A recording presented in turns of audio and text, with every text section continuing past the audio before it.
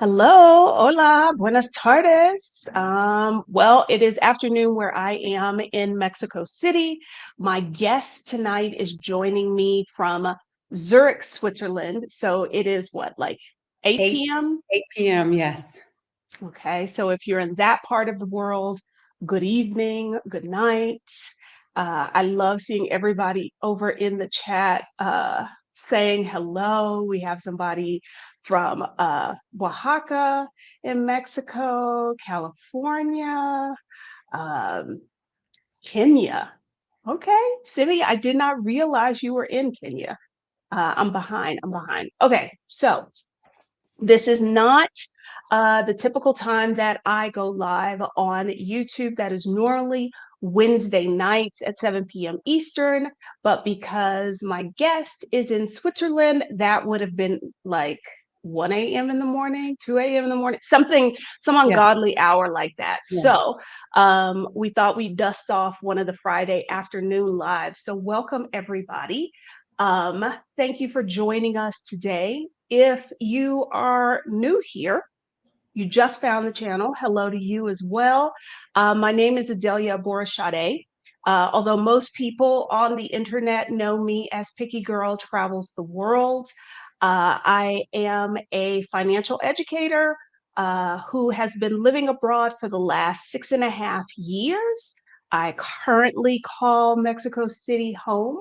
On this channel, we talk about moving abroad, we talk about solo travel, and we also talk about finances because that's necessary in order to do all of the things that we want to do, like move abroad and travel. So, if any of those topics are of interest to you, go ahead and subscribe to the channel, turn on notifications so that you know the next time that I go live with a guest or I upload a new video. Okay, so when I announced, I guess it was Wednesday, that I had somebody coming who lived in Switzerland, there was lots of excitement, lots of interest. So lots of folks are excited to talk to you. I'm going to let you introduce yourself to the people. Yes. Hi, everyone. Thanks for joining. I am Ebony Adams Monk, or depending on what part of my life you know me from, Ebony or Ebony Adams is fine. I live in Zurich, Switzerland, and not even for a full 6 months yet. Very happy to be here. I am originally from Chicago, South Side. And I've lived and worked in Maryland, Atlanta, and a little bit in Barcelona several years ago. I am a chemical engineer turned marketing corporate leader, who also has a passion for making sure that if we're going to be in corporate, that we do so in a healthy, evolved, and authentic way, which is the reason why I wrote a book called Leading Wise, Inspirational Reflections for Corporate Leaders. And it is not like any book that I've ever seen for corporate leaders. It is very poetic, I would say somewhat spiritual, and challenges the notions of what leadership is.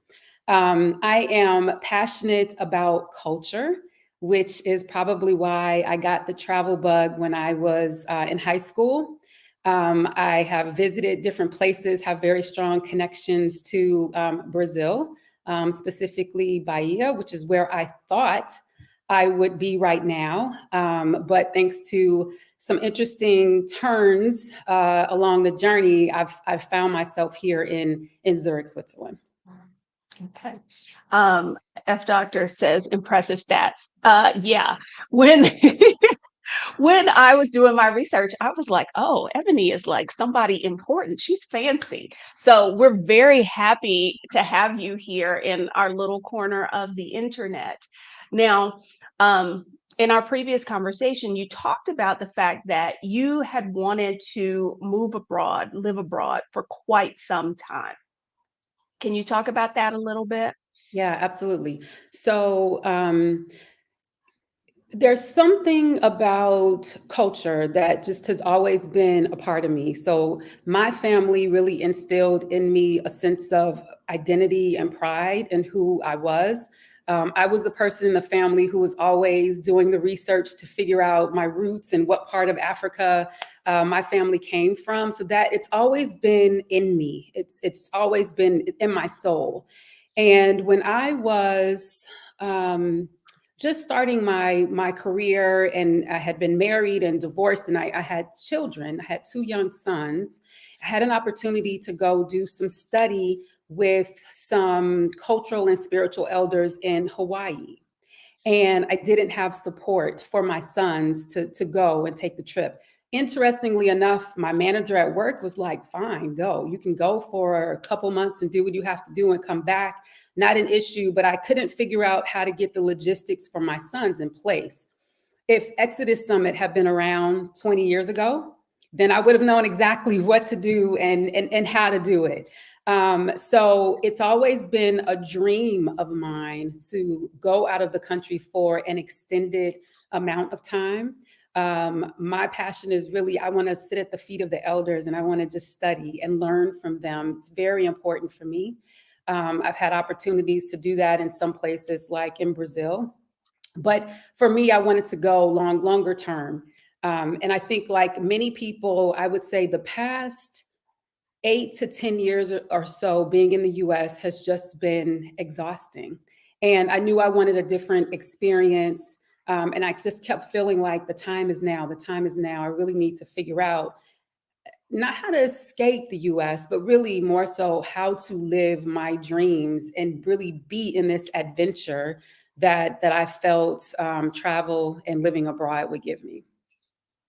I love that you mentioned that because often I think the wider narrative about those of us who choose to leave the US is that we are running from something rather than going toward, Mhm. the lives that we've dreamed about or the lives that we really want. And so that I'm so glad that you mentioned that.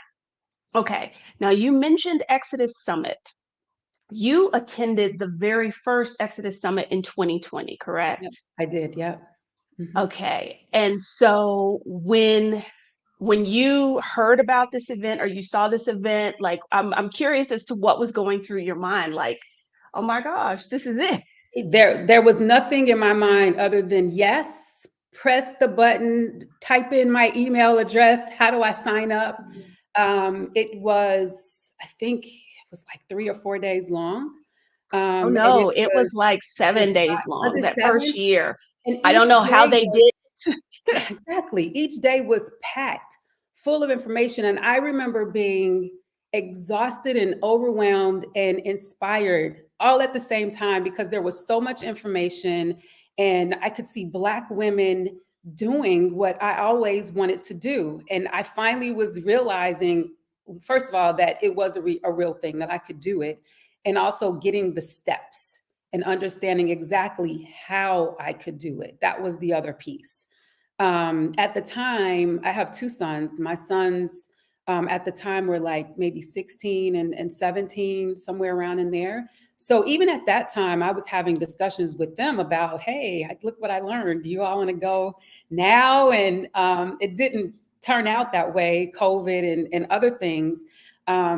But one of the things I'll say is if there's something that you dream about and you want, like I know a lot of women are ready to either do career breaks or move abroad, I would say do not give up on that dream, even if you can't see a way to do it, because this has been something, a seed in me for a very, very long time. And I could have never imagined that it would have happened the way that it did for me, um, which is, how I ended up in Switzerland.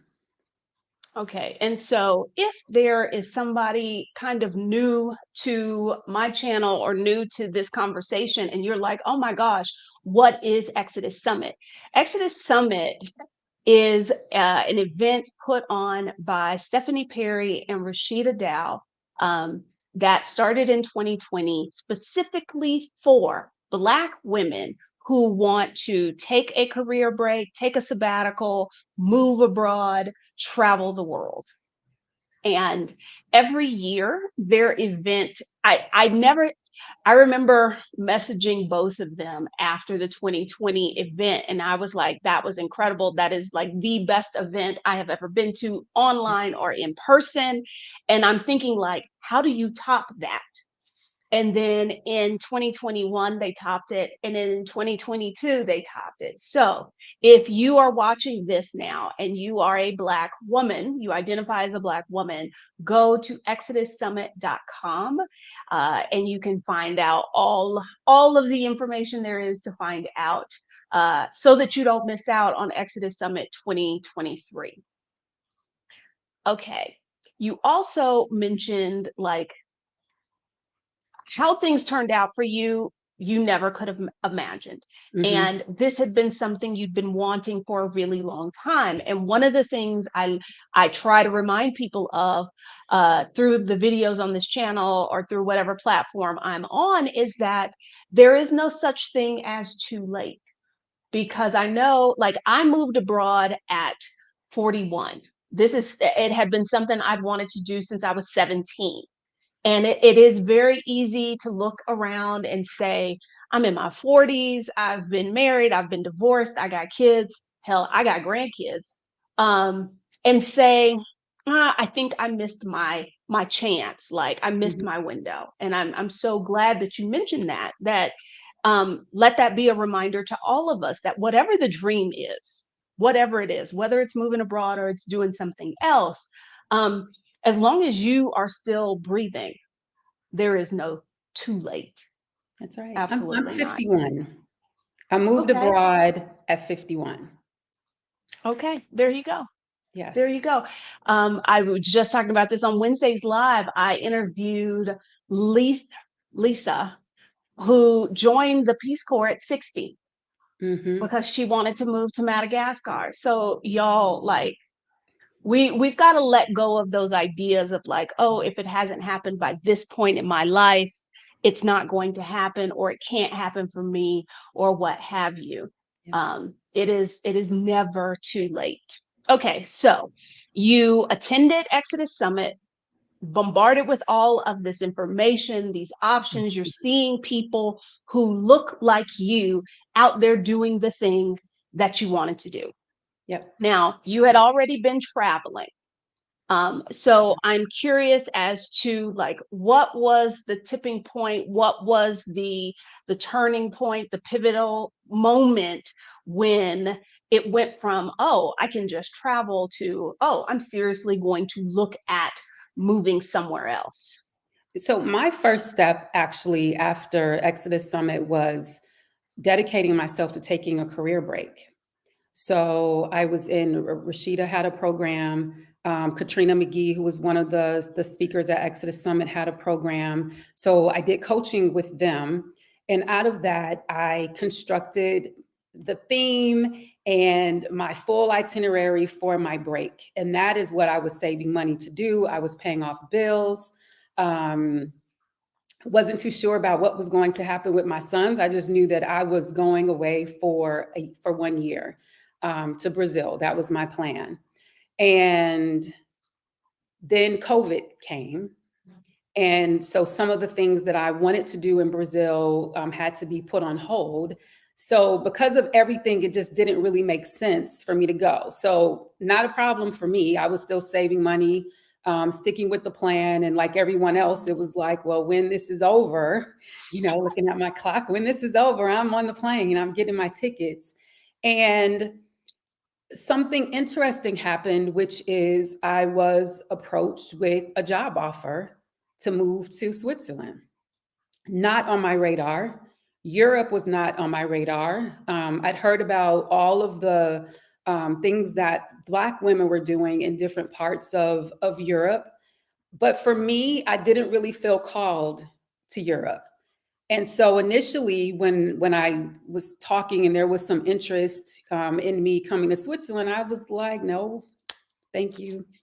I'm not Oh, good. interested in that. I didn't even really give it a thought. It was like, it's not Brazil, it's not South Africa, it's not like these number of places that, I thought I'd end up at.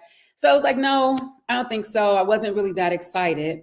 And then over time, what started to happen is I started to speak about what I wanted. So, assuming that if I was going to work, I wanted to be in a certain position. I wanted to work in a certain type of company. Obviously, I wanted to make a certain amount of money and I wanted to be abroad. And so this whole conversation about Switzerland kept vacillating between, well, maybe it's the US, maybe it's Switzerland, maybe it's the US, maybe it's Switzerland. And when the job offer came, I honestly didn't think that it was going um, to tick all the boxes for me. And when I saw the job offer, I sat down and I was like, oh, you know, SH, I don't know if we can curse on here, but right. I was On this like, channel, oh we do, snap, but right? Oh snap, right. feel So I free. need to right. So I really had to sit back and I had to pray and I had to meditate and really think about what is it that I've been saying all these years that I wanted to do. And it didn't show up packaged the way that I thought it would, but it was a tremendous opportunity for me. And it came after a period of being passed over for some things and not feeling like I was getting my worth. So I started to tell people, this is what I'm worth. This is what I want. And when I did that, this is the opportunity that showed up for me. So there are a lot of other details in there, but that's the short summary of how everything evolved for me. And I moved from I'm having a career break, I'm taking a break to now I'm moving to Switzerland. You said a whole mouthful because I think it's very powerful for someone to hear someone who's watching this to hear you say it wasn't packaged the way I want it. Because when you told me, like, I wanted to sit at the feet of the elders, I'm that does not say Switzerland to me. Okay. But you got clear on your why. And this is something I've talked about on this channel a couple of times. Is figuring out what it is you really want. And sometimes it doesn't look like what you think it's going to look Mhm. like. Right. And so That's right. sometimes we've got to like let that go. And you really sat down and thought about and talked to yourself about, well, this is what I want. And look at it. It's sitting like right here. That's right. When the first time I moved abroad, it was to take a job in Honduras. Honduras is not a place that receives lots of immigrants, inflow of immigrants. Everything I tried to Google was all about people leaving. Mhm. However, when this was I went to a job fair. The very first school I spoke to was this school in Honduras, and they had a position that they hadn't been able to fill for over a year. That literally was as if someone had taken my resume and picked things and combined them to create the perfect job for me. Yeah. Now, they were not in a financial position to maintain that job, which is how I ended up in Mexico. But, like when I first made the decision that I was going to seek employment abroad, I was not trying to come to Latin America. I was going to go to the Middle East. I was going to go to Asia. I was trying to find where the money was. But the thing that kept popping up in my head was, you really want to learn Spanish. You need Mm. to be trying to look at, a Spanish speaking country. So it doesn't always come in the way we expect. And that I think is really important to remember. Now, did you ever get to take the career break? So not a year-long career break. So I took about 6 weeks in between my old job and my new job. So normally for most people that I know in the US, you take 2 weeks if you can get it, and then you go to the next job. So I was determined that I was taking 6 weeks, and I spent part of that time just at home resting. And then I spent 2.5 weeks in Mexico, which was a dream. Of course, it's a dream because you're there and everybody's talking about Mexico. So I went to Mexico to check that out. I was in Guanajuato, I was in San Miguel de Allende, and then I spent a week in Merida.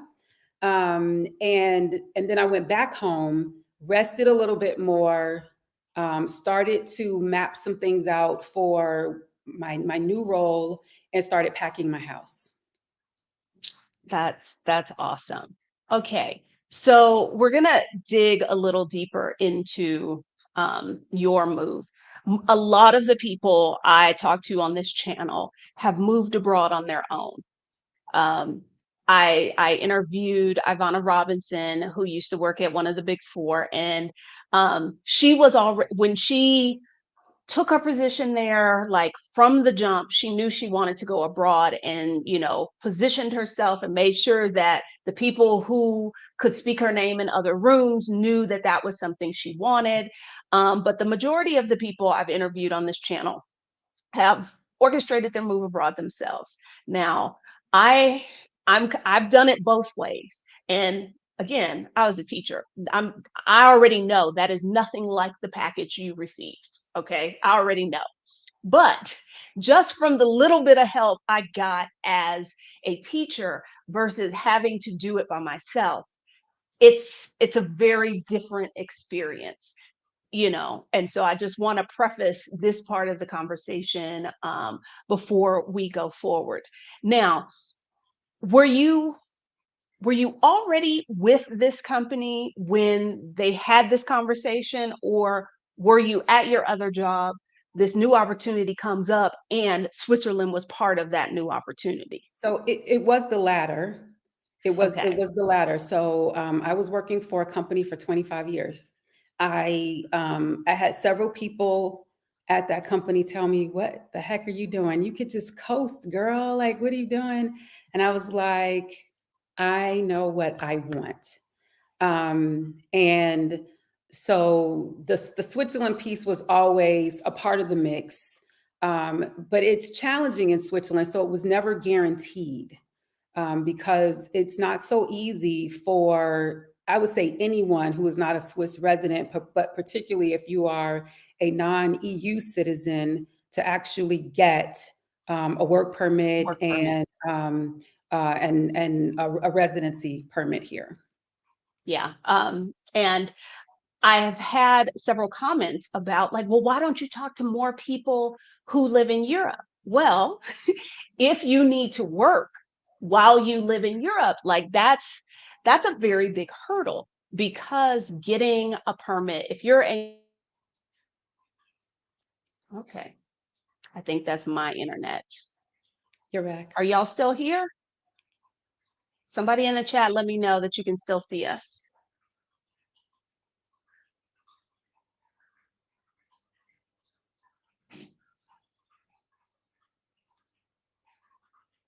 Are y'all still here in the chat? Okay. All right. Um, So yeah, getting if you're a non-EU work permit holder, it's really difficult to Mhm. get into Europe.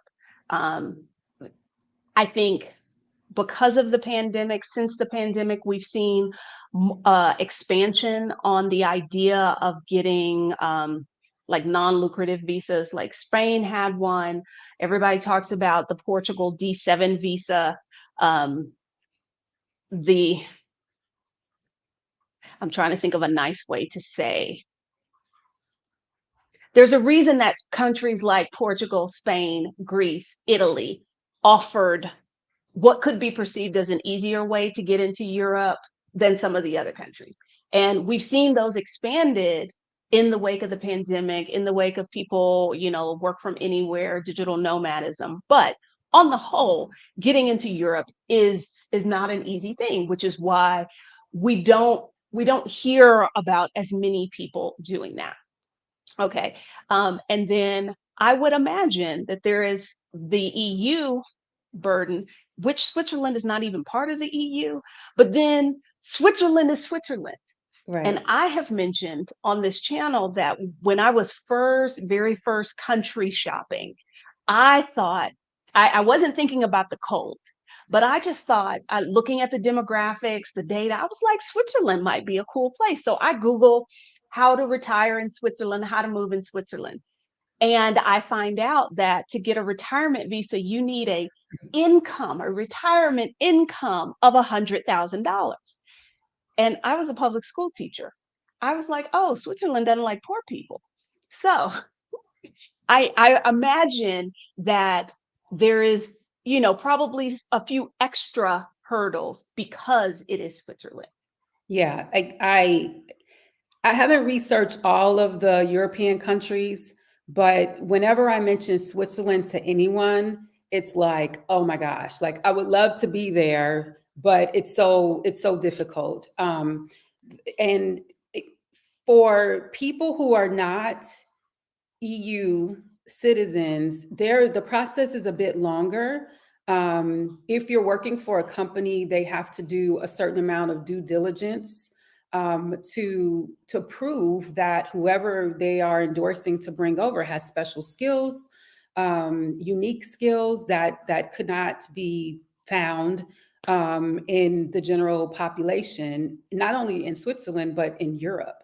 Mhm. So it's I think, and as I talk to other people in other countries, Germany and other countries, I'm hearing a similar thing. Interestingly enough, Switzerland is what Zurich is about. I think it's 30% expats. Many of those expats are from other European countries. So there are people who come here from Germany and France and other places that come here to work for the companies that are here. Yeah. Okay. And so because this was part of a job offer, they handled the visa process for you, um, and they helped you move. I'm assuming that that was part of your package, that you got a relocation package. So most people who come here, companies will do a variety of things, and this is interesting. So in Europe, what I'm finding is that people move around, and some companies will offer relocation benefits of varying degrees, and some will not, because it's a mindset thing here that you pick up and you You go just move. to a country. It's not a big deal, right? Now, when you're moving across the water and you're dealing with containers and all of this, it becomes a little bit different. And so most companies would offer something to people depending on their situation, and it can vary. It I remember years ago when a lot of companies were having expats, and they were literally like paying for all of the expenses in the host country. Those packages were financially lucrative. My sense is that many companies have backed away from that a bit. So there was some assistance that I received, nothing like what, back in the expat days, like they would have received. Well, because it used to be seen as sort of like a hardship that Right. you were having to uproot your life to go Mhm. live in this other place. There weren't, I don't think, as many people pursuing that as an option as there are now. Okay. And so, um, fast forward through that process, when did you move to Switzerland? So September, I was here in September. And were you expected to like hit the ground running with your new job? Yeah, yeah. So I started my new job in June of last year. So I was already working for the company, getting to know people. And during that time, I was waiting for all of the paperwork to be completed and to find out if permits would actually be approved and so on. That process took um, two months, maybe a little bit longer from the beginning of the application process. So I was already working, and I was working and packing in my house at the same time. So it was quite stressful. So when I got to Switzerland, it was hit the ground running. The first day that I was here, I went to register at the Canton Zurich migration office in my neighborhood. And I think I went to get a bank account that afternoon. And that was it. And then after that, it was okay. It's time to go to work. Figure out how to get here on the train. Here's the address, and I had to figure out how the train system worked. Here's the app, and and follow the directions and go. Um, Now you talked about like the visa process and all that taking a couple of months. What One of the things I don't think people realize is that for most countries, it's a multi-month, if not year, Mhm. process to get a visa, which is one of the ways in which Mexico has spoiled me. Um, because once you get the appointment to get your residency visa and they approve you, literally you can have your green card in your hand in a day if you align everything right. Like I used to live in Mexico. Previously, I got residency. I was working here, which was not why I came, but job fell into my lap, whatever. And then I left. I lived in Asia for 2 years. And in the middle of that, on my uh, summer break, I was like, eventually I'll end up back in Mexico. I should go ahead and get my residency. So I knew when I landed in the US, I had the next day I had a visa appointment, and I had a backup visa appointment in case I didn't like the answer that visa office gave me. Got my visa approved. I think it was then the 4th of July. And then the next day I was on a plane to Mexico, and I had a card in my hand within a couple of days, because it took me a couple of days. I arrived like on the weekend, so I couldn't go to immigration that day. But you can walk into immigration in the morning and leave with a card at night if everything lines up. So, but most places, it is going to be a process. It is going to take some time to get Mhm. your visa. Okay. Yes. So, um, now what about your sons? Oh, good question. I don't even think I've told Rashida this because she and I was like, that was like one of my biggest concerns is what about my sons? Oh my God. So when when I realized this was a real thing, a real job offer, I sat with my sons. And what's interesting about that is, so I lived in Chicago, and when my sons were maybe 5 or 6, I got a job offer to go to Maryland. And I took them to some restaurant and sat them down and talked to them about this job offer and how it would be good for us. And they were like, okay, mommy, let's go. And so I did the same thing when I got this job offer, except it wasn't, a few states away. It was, over the water in Switzerland. And my sons, bless their hearts, they know me, and they knew that this would make me happy, and that it's a part of me. It's a part of who I am. So they were very enthusiastic and were like, yes, you should go. So I should go. And so one of my sons, my youngest son, is in college. So that's what he's doing. He's in college in Illinois. And my oldest son, who is 20 years old, he is more of an entrepreneurial type. So he is learning how to code. He's the genius that he is teaching himself how to code and do all this fancy stuff with computer code. And he wants to get into tech. So the plan when I left the US was for my oldest son to come with me. So we actually did a visa application for him as well. His application was more extensive than mine because he had to have, in addition to like just the normal documents, he had to have a motivation letter. His plan was to study German, so study the language for a year or so, and then apply to university. And so he had to talk about that in his motivation letter, and he had to provide proof of financial support. So I had to provide a letter for him. So there was a lot of information. He came to Switzerland with me and was here for a couple months. And in that couple months' time, he actually realized that he didn't think this was the place for him. And in addition, Switzerland did not approve his visa. So to show you how challenging it is, a few years ago, I understand Switzerland changed their rules so that for families that come over, children, I think it used to be, I think, under the age of 21, I think, could come over. And a few years ago, Switzerland dropped the age to, I think, maybe 18. So that meant that he could come over on the Schengen visa, stay for 90 days, leave, come back, but he couldn't stay. So I guess the stars kind of aligned because he wasn't feeling it. So he went back. So now he's at home studying and hopefully, getting into tech really soon.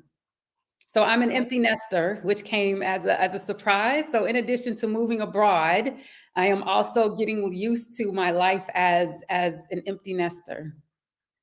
Okay. All right. We had a question. Um, Outside of work culture, has Ebony assimilated to the day-to-day life living in Switzerland? Are you learning the language? What about the food, the weather, all of that good stuff? So I made a commitment to myself. I mentioned culture earlier, and I feel like if I go to a place, I want to dig in. I want to learn as much as I can. Um, I had the fortune of having a cultural advisor before I came to help me understand how they do things in Switzerland, how they think about life. Switzerland is known as being a very orderly place with lots of rules. So you follow the rules and you don't cross against the light. So I always know now people who cross against the light are probably expats from somewhere. And so I spent a lot of time learning about the culture before I came here. I was on YouTube. I was reading as much as I could. Um, since I've been here, yes, I've started to take German language classes. I feel like it's going a bit slowly for my taste, but I'm trying. Um, and I do what everyone else does for the most part. Here it's about hiking and skiing. I'm not a big skier, but I'm open to go take a lesson and learn.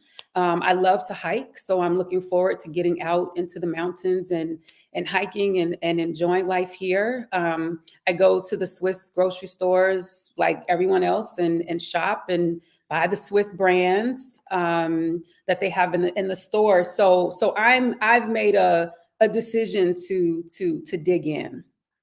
Um, Okay. No, go ahead. cuisine, and weather. So let me talk about weather first. So weather. Um, so long winters, but winters aren't terribly cold, which was a surprise to me. So I would say winter probably started in late November, early December, probably will go until about February, March, maybe March, April timeframe. And with temperatures being in the 40s to 30s to 50s during that time frame. So not terribly cold. I'm from Chicago, and Switzerland is nowhere near as cold as Chicago, which is a good thing for me. So it hasn't snowed a lot here. I can count on one hand the number of days that it has snowed in Zurich. And when it does snow, the snow doesn't stick. So it's actually very beautiful. You don't have the Chicago, New York, black, brown snow that that shows up a couple of days after the really pretty snow. Cuisine. So Zurich is in the German part of Switzerland. So the cuisine is closer to German. So it is lots of meat, brats, and cheese, and of course chocolates. Um, and there's only so much of that I can do. So at first, when I got here, I ate many of the traditional dishes. But one of the things that I love to do is to go out and explore. And because this is Europe, it's very easy to find good French cuisine or good Italian cuisine, Greek, as well as some of the other foods that I'm like. So I'm on a mission to find my favorite restaurants. Indian and Ethiopian, those places are here. I just have to find the ones that really fit my palate. Now, you mentioned going to the grocery store and buying the Swiss brands. I used to be a geography teacher, and Switzerland was always an interesting country to teach about because, from a resource standpoint, they didn't get very lucky. But when we think about Switzerland, we think about like high GDP, high standard of living, really nice finished goods, the chocolate, the, Swiss timepieces and that sort of thing. So are there many Swiss brands? There Like, are there. So one of the things that I actually like here is just like in other places in Europe, you can get fresh produce, okay, because organic we had a produce. question about that. It's the norm, right? Fresh vegetables, fresh produce, organic is the norm here. And it's not that it's relatively inexpensive because it's the norm. It's just that it's readily available and it's expected. Um, and yes, there are Swiss brands for the things that I buy. If you eat meat, you're getting chicken that's coming from the farm that's down the road someplace, or within Switzerland. They do import also, so there are brands from other places, Germany, Italy, and different places like that. You can find that as well. Um, what was I going to say? Okay. That I will have to do some digging into that because I'm very curious as to what, like, it's a small, very mountainous country with not a lot of flat land to use for agricultural purposes. So I'm curious if they are creating those products, but they're using like imported, uh, raw components or that sort of thing. But that's for my own Yeah, knowledge because yeah, I'm it's a nerd possible. like that. Okay. Um, okay. So you're learning German, but aren't there three other languages spoken in Switzerland? There are. So Switzerland has 4 official languages. I feel like this is a test today. What we're doing. I'm So sorry. It's not every day I get to talk to yeah. somebody who lives in Switzerland. Sorry. Yeah, so Switzerland has 4 official languages. So in the northern part, the German speaking part, obviously German, French, so Geneva and cantons closer to France, there's more French spoken. And when you go to the south, closer to Lugano, going down into Milan, it's more Italian. And then there is another Romanish, which is an official language of Switzerland as well. And on top of that, there is Swiss people speak their own dialect called Swiss German, which is different from High German. So you have that as well. And I would also imagine that English is fairly widely spoken. It is, especially if you are in the major cities. When you go further out, people may not speak as much English. Um, what I find here is that people appreciate when you try to speak German. So when I go to the grocery store, I was talking with the butcher and I asked him, "Do you speak English?" And he, no, no, no, I don't speak English. So I fumbled around pointing to the things that I wanted and I got it. And I went back a week later and I asked in German, I said, I would like one fillet of, this thing. And he said, "Oh, okay, which one would you like?" Germans are like that too. Yeah, If you ask them if they speak English, it's no. right. But if you try, oh, they've got all the English you could ever want.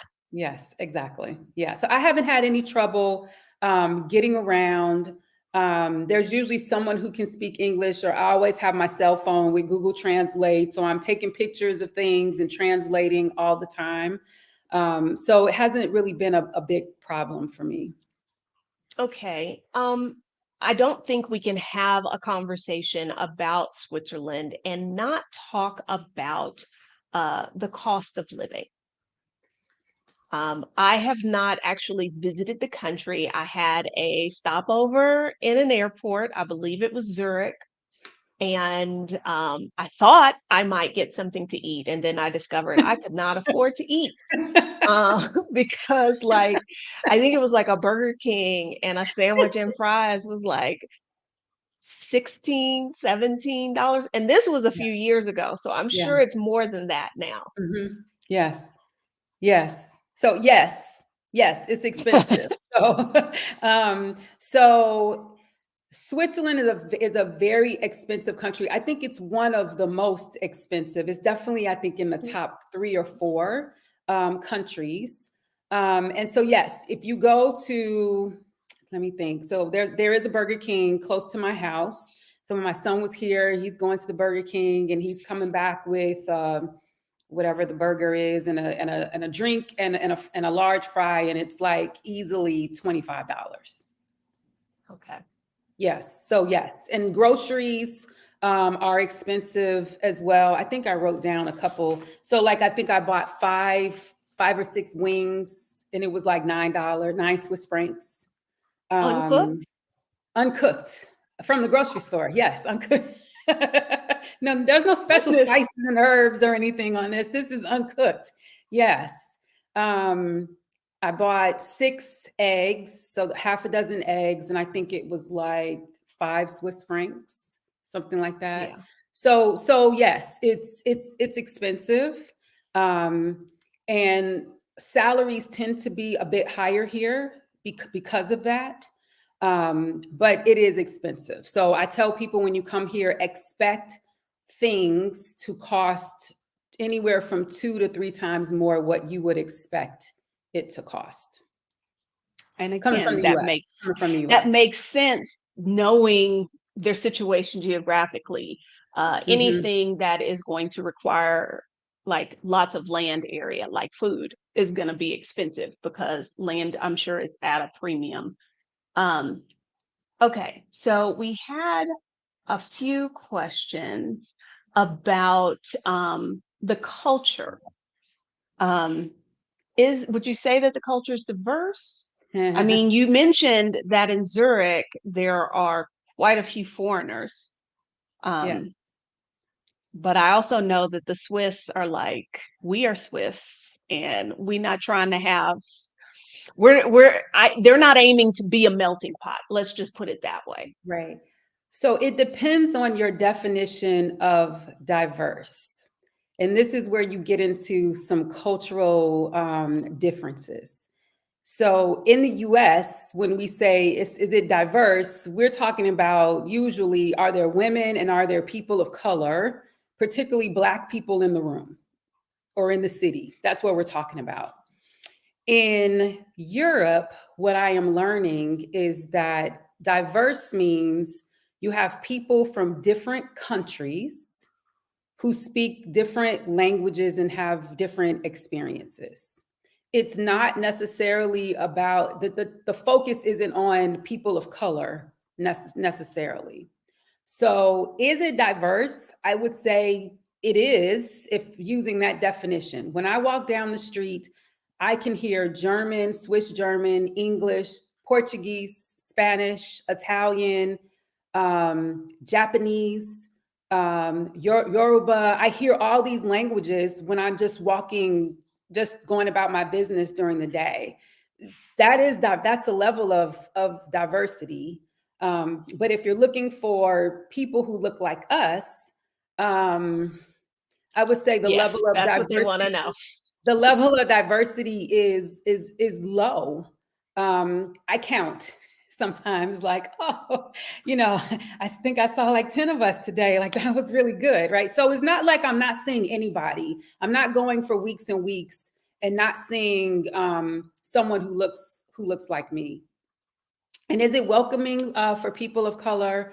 Um, I would say it's as welcoming as Switzerland is welcome. It's not a fairly Swiss people go about their business. They keep to themselves. They're not especially what's the word I'm looking for? When you go to Spain They're or they're you go not to Brazil and people are just like, hey, outgoing. like, come on over, come eat dinner with us, right? That doesn't happen here. People in Switzerland, they keep to themselves. Um, Very difficult to get to know is what I've heard. But when you have a friend who is Swiss, I've heard you have them for life. So I there are no diversity programs, right, for people of color or for Black people. And I find that people just go about their business. So I go about my business, and I feel good here. Okay, because we had a question, I think, about, or several questions kind of like about like how you're received in that Mhm. way. And I would imagine, because it's Switzerland, and Switzerland in Europe is still Switzerland. Like, this is a country who historically have been like, we gonna hang out with y'all, but we not gonna fool with y'all like that. So Yeah. I mean, like, I get, I don't, everybody's experience is different. But, Hmm. what has your experience been like being a Black American woman? Hmm. Because that's a very specific situation, which would be different if you were, Nigerian, or if you were Brazilian or something like that. Yeah. Um, so most people don't seem to really be thinking about me at all. So when I was in China, people would stare and take pictures, and I hated that. That doesn't happen here. People look, and then it's like, okay, whatever, and they look at the person next to me the same way. Um, I'm sure that there are some people who may have their challenges with other types of people, but I haven't really seen any of that expressed toward me, nor do I expect it. Um, some um, people don't necessarily go out of their way to speak or smile or anything like that. And I'm American. That's what we do. So I may do it, and I'm actually surprised when people actually respond and they speak back. So I don't really have a lot to share Well, about no, what that. you're describing is exactly what I would expect of the Mhm. Swiss. It's, Right, I right, if I would imagine, if somebody's got an issue, it's more of an issue because you're not Swiss, not exactly. necessarily because That's you're right. Black. And unlike being in some places, being an American is like, it's a great thing. That is like, I mean, here it's like, okay, you get the respect because it's the US, but you're not getting too many extra points. If anything, you might get some demerits because, in Europe, America, I mean, America, they see the challenges, right? They Yeah. see the contradictions. So you get a little bit of respect when I go through customs. I'm sure when I'm traveling and people see my American passport, I'm sure that helps compared to some other countries. But just on the street, people knowing that I'm American and so on, sometimes I just don't even mention it or try not to. And it's interesting that you mentioned your experience in China. And I was just thinking about something. The Swiss, if you think historically, have been very like aloof, Hmm. but in the best way. Hmm. Like, kind of standoffish, whatever. And I would say that the Chinese historically have made a point about othering people. Um, Hmm. when you are not Chinese, not necessarily Black, but you are not Chinese and you are in China, they are going to other you. So, like, your experiences in both places, to me, seem to fit the character Hmm. of those countries. Right. I'm not hearing anything shocking there. Hmm. Right. Um, so okay. Do you feel safe as a single woman there? Yes. Yes. I I think Switzerland is like, if not the safest country in the world, it's Yeah, like up there at the top. it is. Yeah. So I there are things that I think about when I'm in the US that I don't really think about here. But I'm from Chicago, so a lot of things that I do, I just do, like looking around me when I'm walking, like people getting a little bit too close to me. Like it's in my subconscious to always be aware of those things. But it's a very safe country. I can go out at night. I could go out when we're done with this. It'll be whatever time, 9, 10 o'clock. I could go out, go have a meal, come back on the tram or the bus train by myself, and would feel completely safe. Crime is, I mean, there's probably like petty crime and things like that happens here, but you don't hear the things that you hear in the US, you don't hear here. In No, Switzerland, you just don't. So very safe. that's what I figured. Now, have you had a chance to kind of bop over to some of the neighboring countries? No, not yet. So I've traveled for work, but that's not the same necessarily. So I've been to Germany for work. I'll be headed to Italy for a little bit of vacation and work soon. I'm going to Portugal at some point, probably this summer. UK, I will travel for house music, and a couple of my house music DJs are headed to UK, so I'll probably go there. Maybe to Croatia. So I'm picking and choosing places where I want to go based on what I want to experience. Okay. All right. Um, Speaking of work, how often will you have to renew your work visa? So I think it's every year for maybe the first 4 or 5 years, and then after that, it might extend for a couple, 2, 3 years at a time. Okay. Yeah. Uh, Halisi of our Black Utopia is inviting you to Portugal in June. They're having a meetup. Yes. So just putting that Yes. out So I there. need to know if the party is lasting through the weekend because I have to come back to Switzerland, but I can come for the weekend. Okay, because you're going to Morocco? Yes. Yeah. Okay, so they're having two meetups. They're Oh, having there a too. meetup in April, and then they're having another one in June. That's correct, right, Oh, okay. Halisi? June. Okay. Okay. I might be able to Okay, do that. okay. Um, I just saw another question. Okay. Now that you've been there since September, do you still Mhm. feel Switzerland meets your why for your dreams of your future? I love that question. That's a great question. Oh, that's such a great question. So I feel like it meets me where I am today. I'm still diving into my why. I feel like there's a deeper why for me being here, which is typically the case in most places where I end up.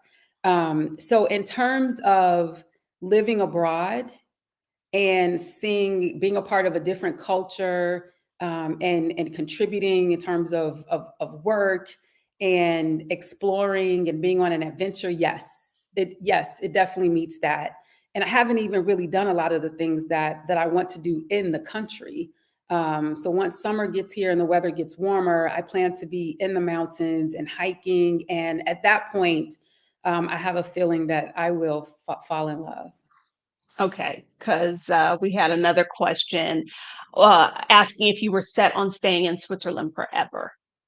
Can't answer that. I don't know. I don't know. Okay, okay, all right.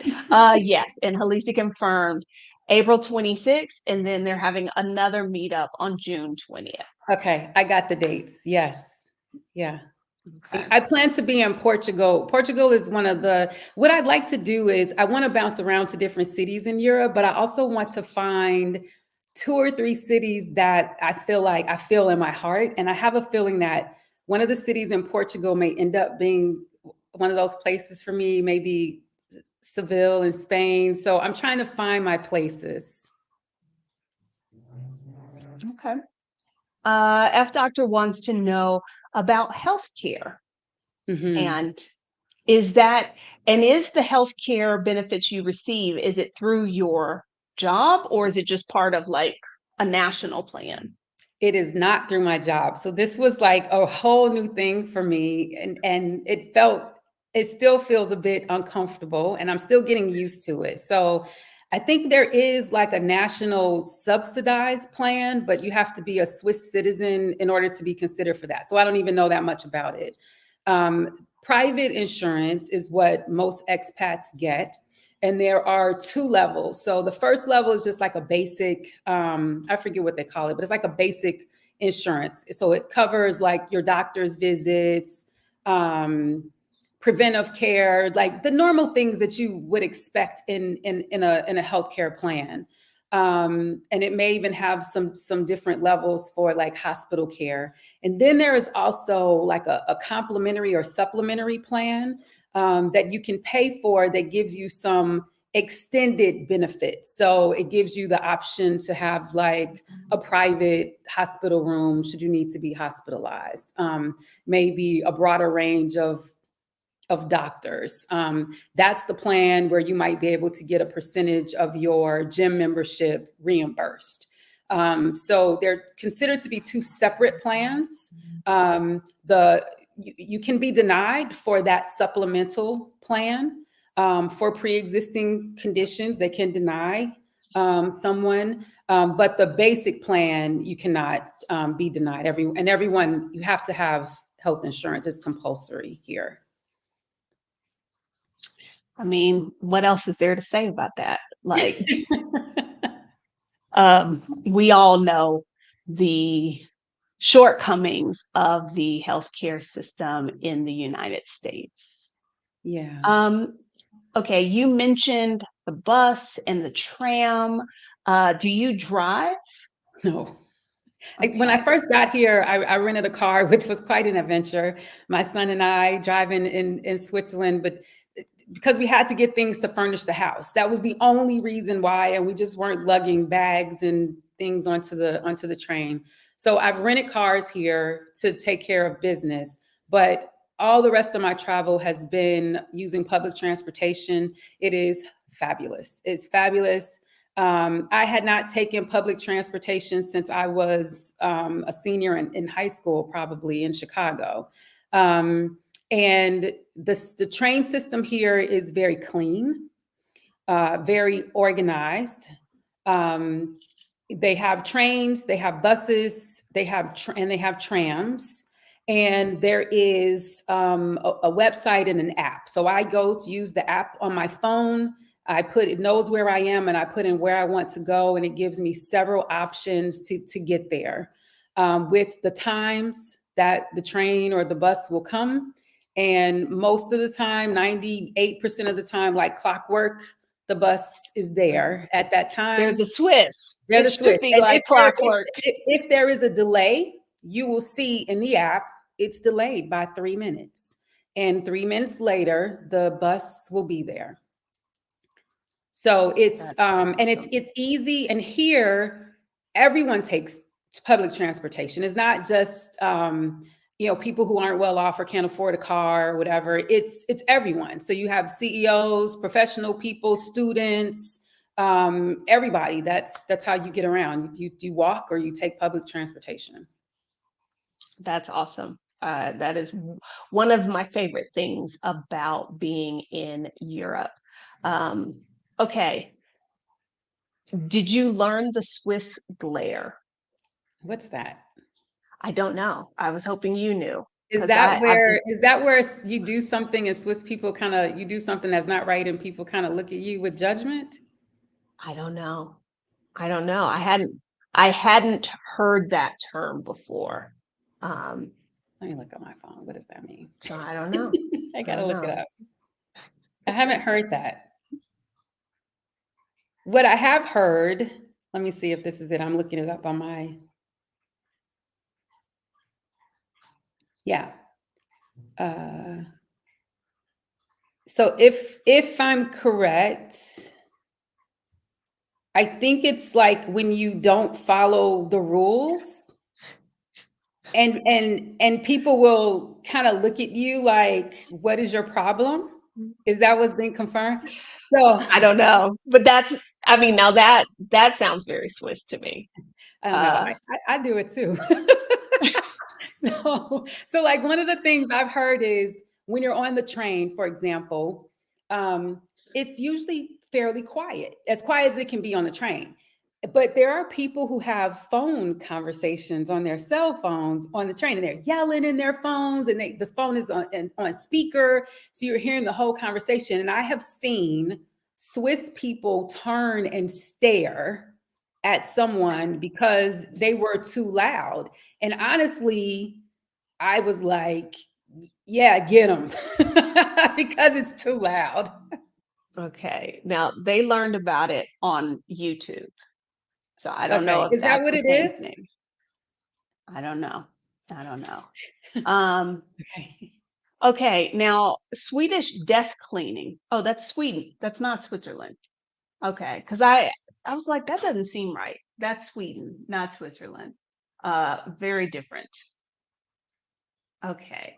Um, so your apartment, did you have to find it yourself Mm. or did you get assistance with that?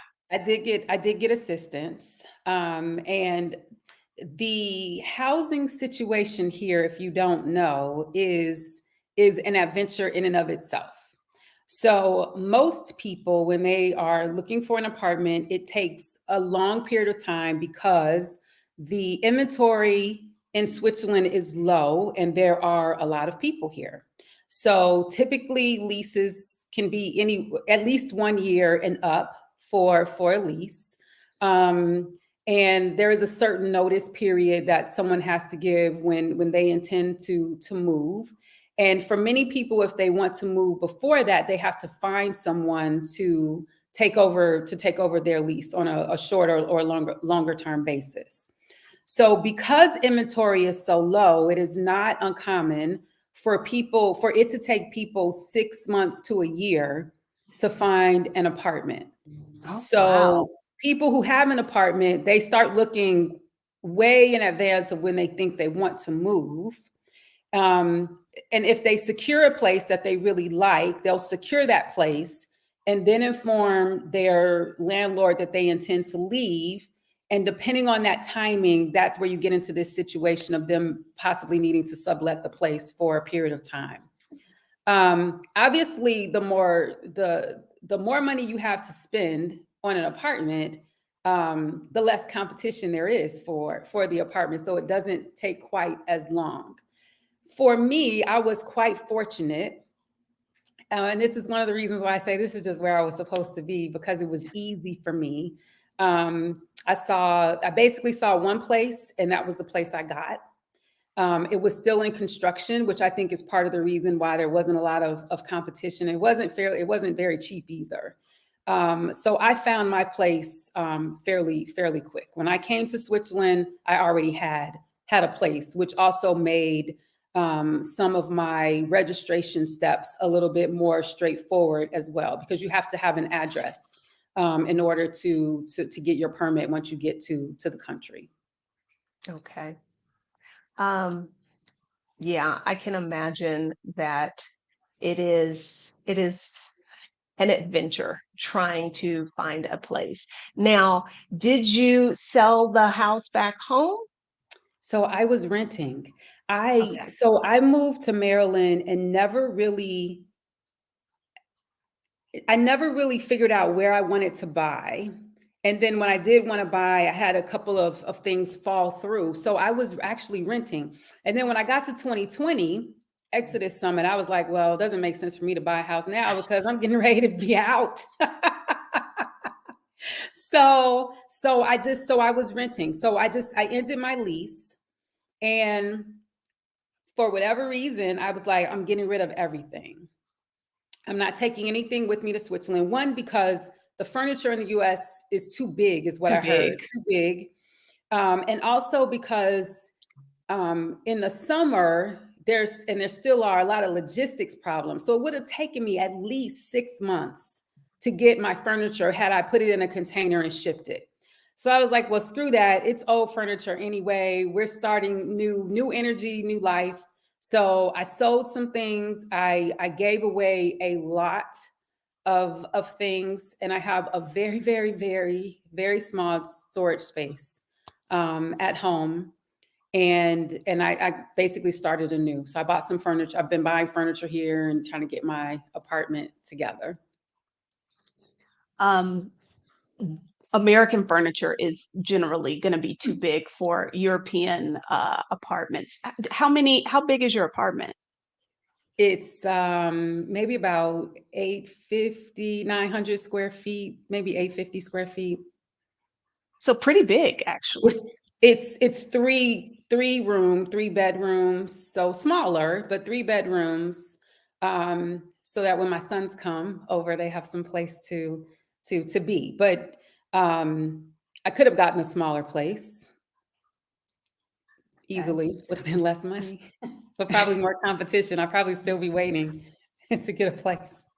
No, when I moved back to Mexico in July of 2020, I gave myself 7 days to find an apartment. Um, when I lived here previously, it took me 2 months to find an apartment. And I was relaying to a friend who was here as a corporate expat some of the adventures I had and some of the things I was being shown, which was very different than in the US. Like, nobody does make ready here. And she was like, Mhm. "Oh, that wasn't my experience at all." And I was like, "That's the difference between when you have a budget and when the company is picking up the tab." Like, for you, yes, they are making sure this place is presentable. For me, not so much. You just step over the stuff over the floor, and nobody makes mention of the fact that the bathroom window is missing. So yeah, I would imagine it would work that way. We had a question about your son being able to do like a study abroad or that sort of thing. Like your boys would have the option if they wanted to do that. They could, I imagine there's like a student visa or something like that they could do. Yeah, for Switzerland there is, but you have to apply and it's not guaranteed to be approved, which is what happened with my son. And there was concern that my son would study German for 9 months or whatever, reapply for the student visa and not have good enough German language skills to actually attend university because at the bachelor's level, university classes are all taught in German in this area. So that was their reasoning. That's what they Okay. said. That's what they said. That's what they Um, said.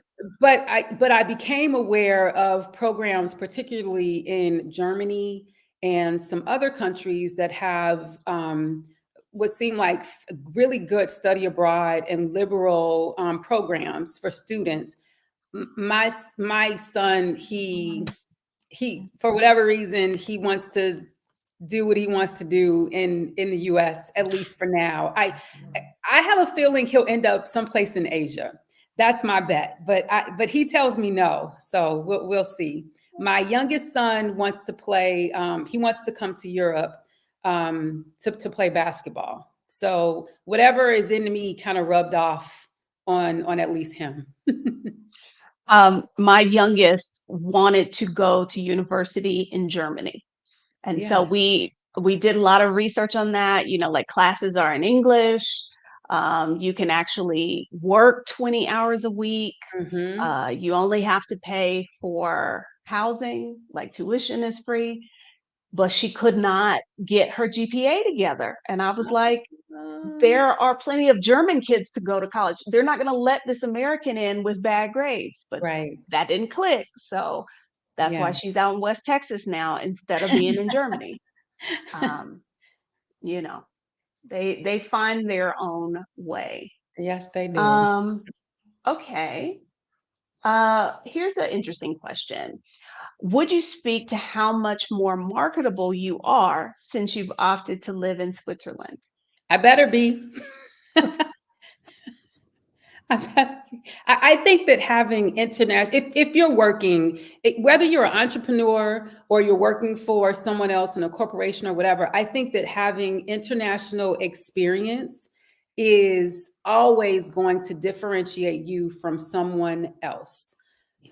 So yes, I am sure that as soon as I set foot here, I'm more marketable. Even my son, who was here, he was here for 2 months, and I told him, "You put that on your resume." How many people get to Absolutely. spend 2 months in another country? You learned a little bit of German. You are part of the culture. You need to put that onto your resume because it says something about you as a person, being able to go abroad. Absolutely. It does. Um, you've only been there 6 months, so I hesitate to ask this question, but we'll ask. You don't have to answer, but we'll ask. Yeah, no, so no dating yet. I've really been concentrating on just getting settled and work. Um, but I would like to date. I'm open to dating soon, hopefully soon.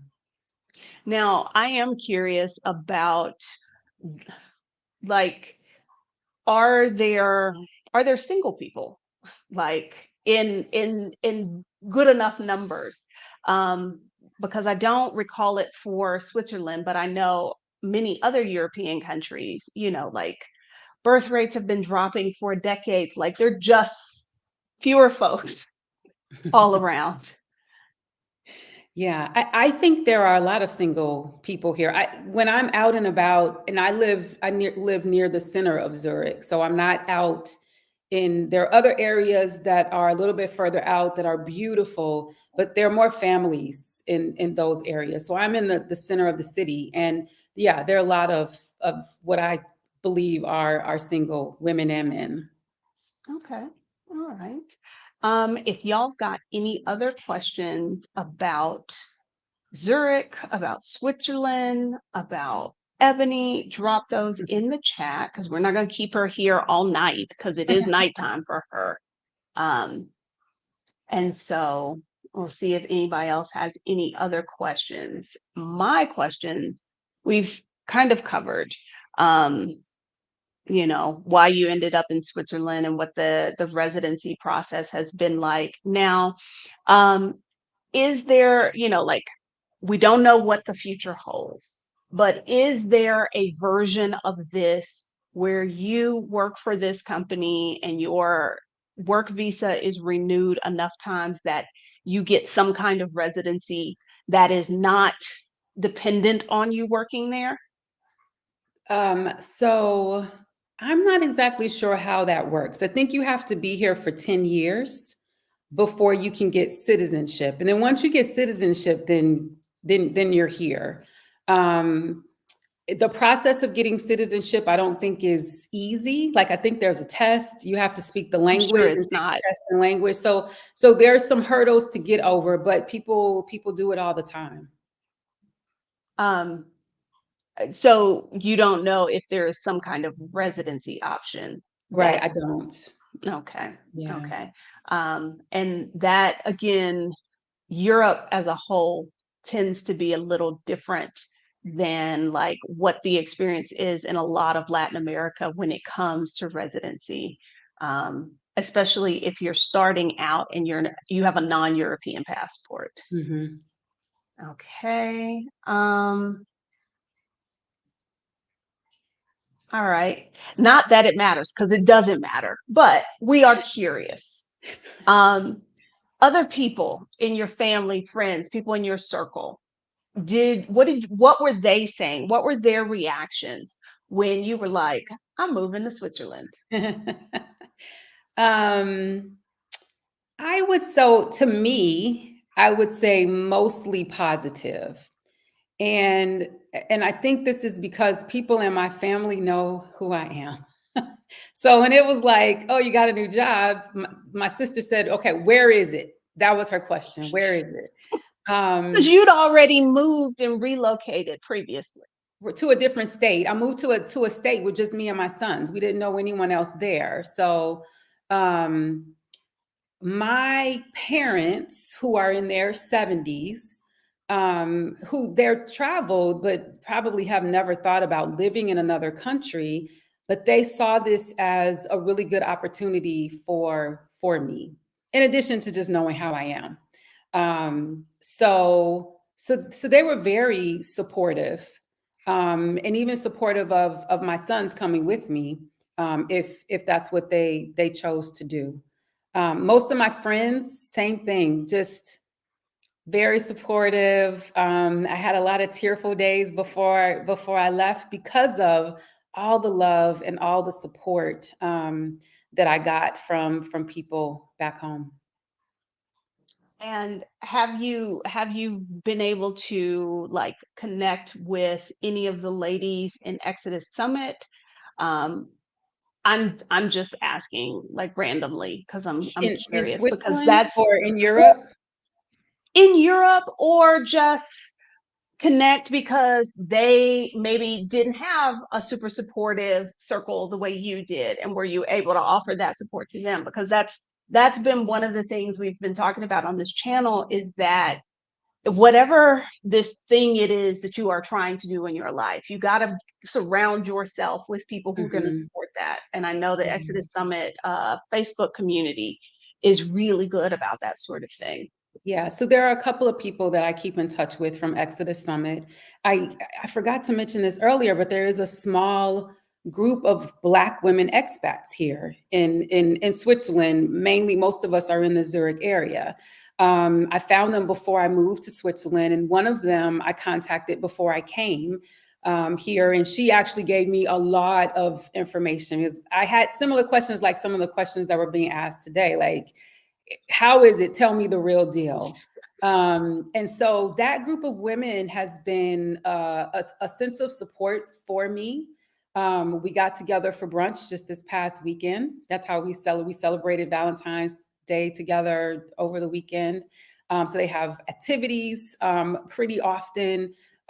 People are in touch with each other. So I always know that if I need something, if something happens, that I have a group of people that I can get support from. Okay. All right. Um, I think I'm like very excited for you and for this whole journey you're on. Because you made a post in the Exodus Summit Facebook group, which is I how I reached out to you about having you come on. And I think if y'all take nothing else away from the conversation we've had today, remembering that the thing that you want may not come to you looking like you expect it to. And don't let, like, go back, focus on what is it you really want? What is your why? What is it that you really want? And drilling down into that, I think that's definitely my big takeaway uh, from today's conversation. Um, and if you need some time and space to do that, going on a retreat like the one I am hosting with Ivana Robinson in El Salvador, perfect place for you to do that. Perfect place for you to do that. We have two more spots left for the retreat on March 15th through the 21st. There's also spots left in the November retreat, November 15th through the 21st. So, yeah. We have one more question. Does Switzerland have any specific festivals or events? They do. So I'm still learning them. They actually have carnival, but it's a little different. I would it's imagine so. I, it's I can't I can't imagine what Swiss Carnival looks like. I I really haven't can't. gone. I've seen some pictures. You can Google, and I've seen like masks, which I think are represent probably something from Swiss culture or history or something. It's different than Carnival in Trinidad or in Brazil and other places, but they do. They have in the summer music festivals. When it gets so, this is an outdoor culture. So it really Yes. doesn't matter what time of the year it is. People go to restaurants when it's 40 degrees and they sit outside. They give you a blanket. People put a blanket over their coat and they sit outside and eat and drink beer and wine. And so you can imagine that goes into high gear once once the weather gets warmer. So they have lots of festivals in the summer. When I came here last summer to look around, they were having a Latin festival. I forget, it might be called Carnival. And they were having a Latin festival. So I was drinking caipirinhas and eating Brazilian food in Switzerland in the summer. They also have an African, like an Afrobeats music festival in the summer. So there are always lots of things going on here. All right. Well, I hope those of you who are watching this now, or those of you who are watching the replay, have enjoyed this conversation with Ebony. I absolutely have. For those of you watching in the future, I will have links to Ebony's socials if you want to follow her journey and connect with her there. If you are contemplating your own move abroad and you're kind of stuck with, where do I start? What are some of the things I need to consider? You might want to grab my move abroad checklist. There's a link to that in the description, bit.ly/move-abroad. Yeah, this has been fantastic. It really was. Fun. We have all enjoyed this conversation with you, Ebony. Thank you for giving us a little bit of your Friday night. We are not going to hold you. Thank you so much for coming on. Thank you guys for joining the live in the middle of a random Friday. I appreciate y'all. And remember, on Sunday, we are doing creative co-working. So if there is some creative pursuit that you have not been able to carve out time to do, I don't care if it's a crossword puzzle, it's a coloring book, you need to knit, crochet, I'm going to be sewing. Join us 5 p.m. Eastern this Sunday for creative co-working. Bye, guys.